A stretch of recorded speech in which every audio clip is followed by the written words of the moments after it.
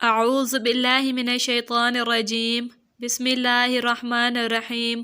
تمام سننے والے مسلمان بہن بھائیوں کو السلام علیکم۔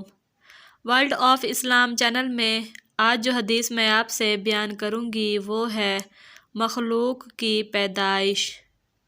حضرت ابو ہریرہ رضی اللہ تعالی عنہ سے روایت ہے کہ پیارے نبی کریم صلی اللہ علیہ وآلہ وسلم نے میرا ہاتھ پکڑا اور فرمایا کہ اللہ تعالیٰ نے زمین کو ہفتے کے دن پیدا فرمایا اور اس میں پہاڑ اتوار کے دن پیدا کیے اور درخت پیر کے دن پیدا کیے اور ناپسندیدہ چیزیں منگل کو اور روشنی بدھ کو اور اس میں جانور جمعرات کے دن پیدا فرمائے، اور تمام چیزوں کی پیدائش کے آخر میں جمعے کو عصر کے بعد حضرت آدم علیہ السلام کو پیدا فرمایا، اور یہ عصر اور رات کے درمیان دن کی آخری گھڑی تھی۔